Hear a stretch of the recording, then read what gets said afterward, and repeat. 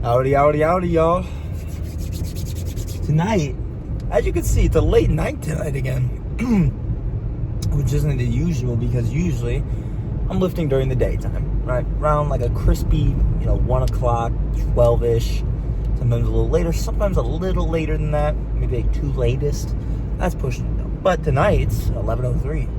I got off work about an hour and a half ago, ate all my carbs, got back, and I've got to go to work in about another 2.5 hours.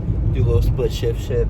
Kind of sucks sometimes, but I get to lift late at night, and I get to kind of have, a solid, after I wake up, 5 hours before I get to go to work. And I don't, when I say I have to go to the gym, because I never refer to that, I always say I get to go to the gym.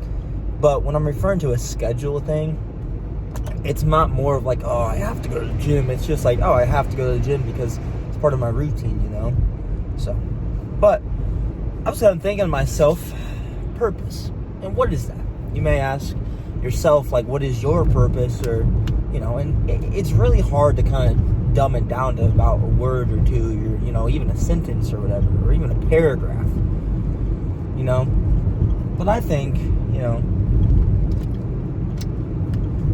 purpose can mean many different things for people. For me, I've always, as a child, had like extreme dreams of things I wanted to do with my life. First, it was I wanted to be a professional soccer player, right? I've always been a guy who wanted to be physical in some sort, right? So take that in the aspect. And then it was I wanted to be in the NBA. I want to be a professional basketball player overseas, whatever. But the end goal was the NBA. Well, that didn't turn out as well as I thought it did after, my freshman year of high school, because even though I was riding the bench and stuff on my school team, even though, I started on my AAU teams and my, like, kind of, just kind of boys leagues or whatever, I would always start and do really well in. But it got to a certain point where I was like, wow, I'm really not going there, right? But, and then it translates to, I want to be a professional bodybuilder, right? And that right there was my end goal, right? But for the main thing right now, the real, 100%, like I could see it right happening in a year, right? Which was, I didn't want to be, but a job that I would have done to make good money, but it would have been horrible for scheduling, all types of things, because it was like 10 plus hour minimum days. I was going to be a UPS driver. And I'm not even a driver yet, or anything like that, And as I come into reality, I would not be happy as a driver for UPS. First of all, if I'm working 10, 12, 14, whatever hour days, even 8, I'm going to be getting a paycheck at the end of the day, and that's it. That's it. That's flat. I'm not really going to get a pay grade. I'm going to reach the top salary, one day, and then that's it. There's no more progression. It's just the same routine thing over and over again. And sure, it's, promising, but then also it's like AI and all that stuff, and that's kind of getting off topic with it a little bit. But the main point is, I cannot see that being my purpose on this world, because I've always had extravagant, crazy dreams of what I wanted to do with my life, right? And right now, what I see is I want to be a personal trainer for you guys, I want to mainly help bodybuilders and anybody who wants to have health-related things, right? I want to be able to help people. That's also the one thing I love to do, right? So my main purpose and point of this whole talk is, you might have a plan right now or whatever you think is your purpose right now, but in 5 years, it could drastically change, right? My dreams right now could change drastically in a couple years even, or even tomorrow, Do not hold yourself back to one very specific thing, for one, to make other people happy. That's one of the most stupid things you can do. Back when I was in high school, I used to care about what people thought, and, I not necessarily high school, that was like freshman, a little bit sophomore year, but more like middle school. I thought and cared about what people thought about me.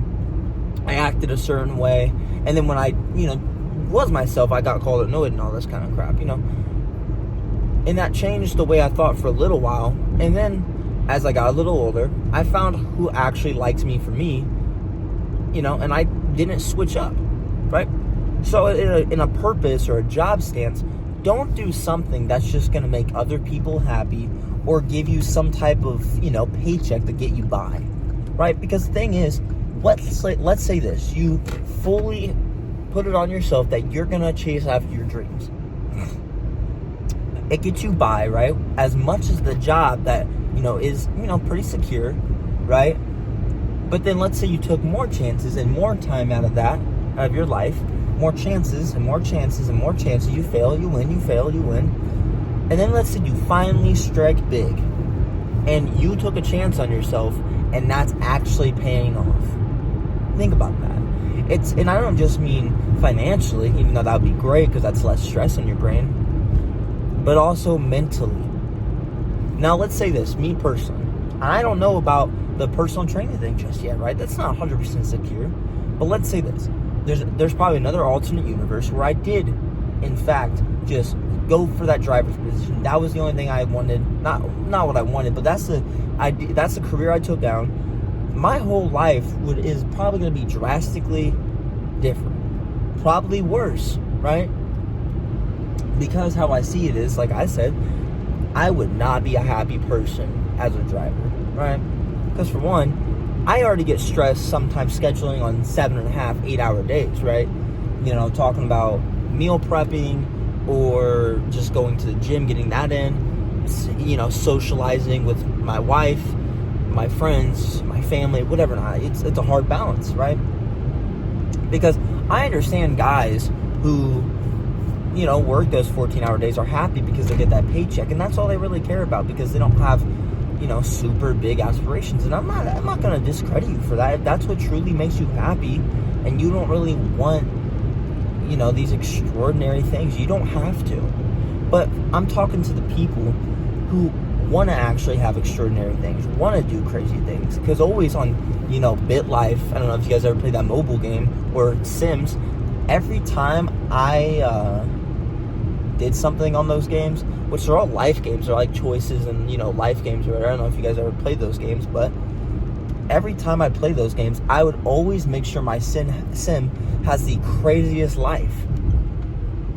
Always. Whether that be financially, whatever not to be, right? I would always have the craziest life. And, I played it with my one buddy. One time we were trying to make a life for this one guy on BitLife back in our freshman year. And he wanted to choose a regular life on a video game. Like, what is that? Why would you want to just be a normal guy on a video game? That sounds so lame. And think about what you're going to do in your real life.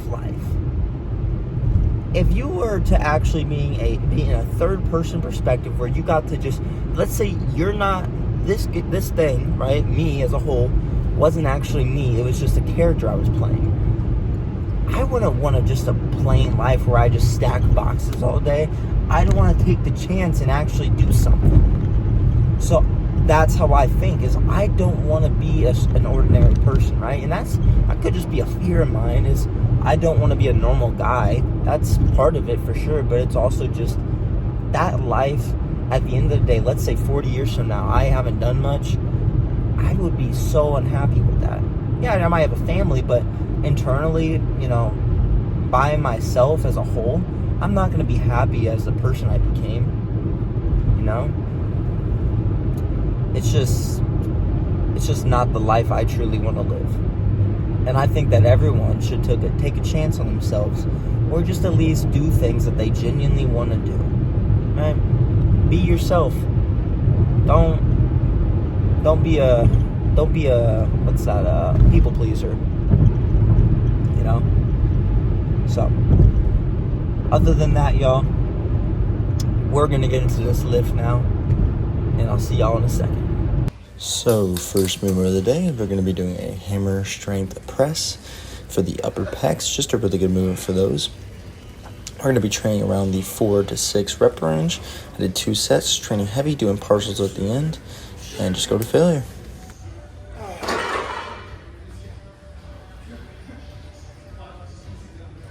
Now we're going to be doing some upper pec flies, so we're going to go low to high. And all we're doing in this movement is just really squeezing at the top, crossing our arms over every rep, and then every third rep we're going to be meeting them in the middle. Just a really good movement if you want to get more of a squeeze at the top. This is really good for a pump as well. Make sure you're getting a deep stretch on the way down. We're going to be training moderate weight, not too heavy because you're not going to get the best of form, and not too light because you don't want to be doing too many reps. I did around 10 to 15 reps, and I did 3 sets of this today.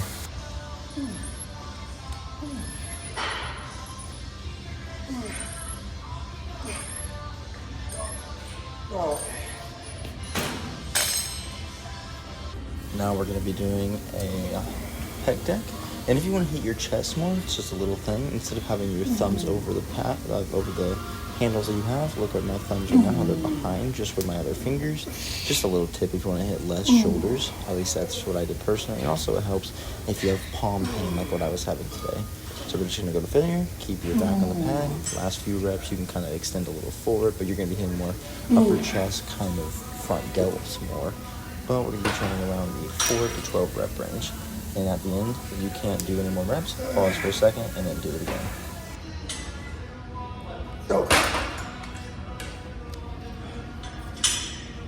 Now we're going to be doing a easy bar push down. Train heavy with these. Keep your elbows in at the top. I mean, just throughout the whole movement. Sorry, I'm a little tired, but make sure you're training heavy like I said before. We're going to be training around the 4 to 6 rep range. I did 3 sets of this today. And make sure at the top you can kind of go up a little bit because you'll get a better stretch like right there. Now we're going to just be doing I guess you can call these rope push downs. It's just the same movement, but this is just a better grip I like. And I can also change it to kind of like an easy bar, kind of straight bar push down at the end. Make it easier reps, but keep your elbows in. Constant tension at the top, so go slow. And we're going to be training around the 8 to 12 rep range. And I did 3 sets of this today. Or never mind, I did 4. And then that last set, I did a pump set. And I just did low reps. And I did 15 to 20 reps then.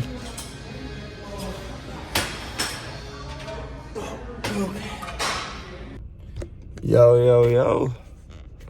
We're out. It's about 1 a.m. damn near. And I got to be at work. Technically 19 minutes, but since I'm additional help, I can be there whenever. But be there probably in about an hour and a half or so, maybe an hour, because I'm going to get back and make some eggs. Because the thing about them is, for me, since my schedule's been so wacky, I haven't been able to eat as many eggs on like the weekdays when I stay up here and, have to actually, work up here and stuff, because it's like when I get done from the gym, I have no time to really make food other than the microwave, and then a lot of times I got to get going, so it's a battle with that, because I always like, holy crap, man, I always liked eating eggs, but yeah, I think eggs are a great source of protein, good source of fats, all the great stuff that you need in your diet in your day-to-day. But in terms of the lift today, I can't complain about anything, other than the fact that my hand was hurting. I don't know if I told you guys. Well, I did definitely tell you guys. I told you guys like 3 times. But I slapped my hand right there on the palm. My left one's basically 100%. It's like 98%. This one's like 70.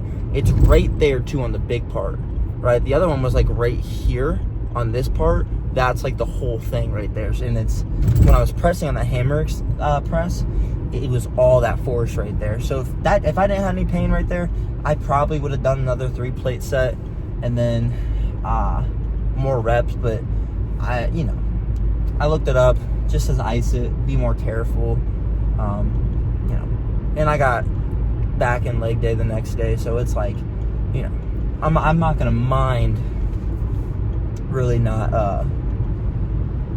doing chest day for a couple days now, which I love chest day.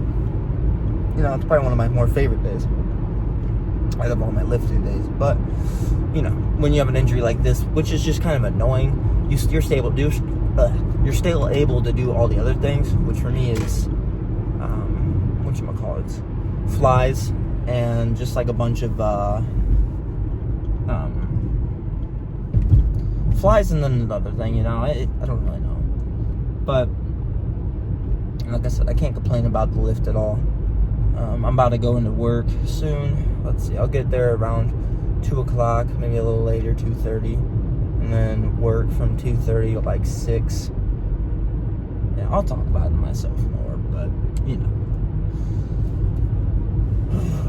I hope you guys liked that talk in the beginning about the purpose in life, and I know you guys heard Kevin Levrone talked about it in the past, and he's more in depth, obviously, because for one, he has more knowledge in life, more experience, so he knows more about life. Because I'm only 20 years old, right?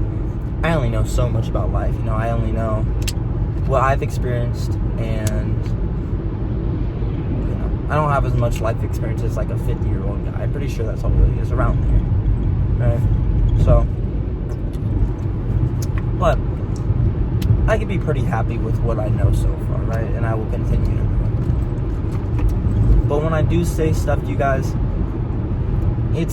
I'm obviously going to change perspectives. You guys really see me. I'm obviously going to change perspectives on things in my life, right? That's human nature. I'm not going to be 100% consistent about what I say all the time. But that purpose talk, 100% I'm not going to change that, right? Just enjoy life, man. I mean, one thing I heard is, I don't exactly know how it went, but it's along the lines of I do know actually. Protect your joy without having the guilt of protecting it. So the guy who was talking he's a 29-year-old, he's about to be 30. He said it was his last year being in his 20s, right? And in his years, he plays video games, and he's going to keep playing those video games, and everyone's like, you're this old and you're still playing video games? Yes, because he enjoys it. It makes him feel something, right? Same thing with everything else in life. Protect those joys, protect the things that you love like your life depends on it. Because honestly, in a lot of circumstances, it does. Entirely. You know, a lot of people, I think, are very unhappy because they stop doing the things they've enjoyed. They stop doing the things that have given them gratitude in life and given them purpose. All because of what I said in the beginning, to make somebody happy. Or, you know, they have to sacrifice those things, you know, to survive, right? And the thing about life is, when you're living a life and all you're doing is surviving and you're not ever living, it's not a very fun life, man, you know? It's, you know, one thing to be a guy who is able to thrive on surviving, right? But a lot of people, and even if the guy, right, is, you know, thriving, he may not even be that happy because he's not doing what he genuinely enjoys in life. And I just gotta say, if your mood is an overall, like, you're enjoying your life about 20% of the time, and you're dreading that 80%, you gotta change something, man. You gotta put in that risk. You gotta put in a little time for yourself, man. You know? So, that's it for me and my unwisdom. But I hope you guys have a good rest of your day. I'll see you guys later. Bye-bye.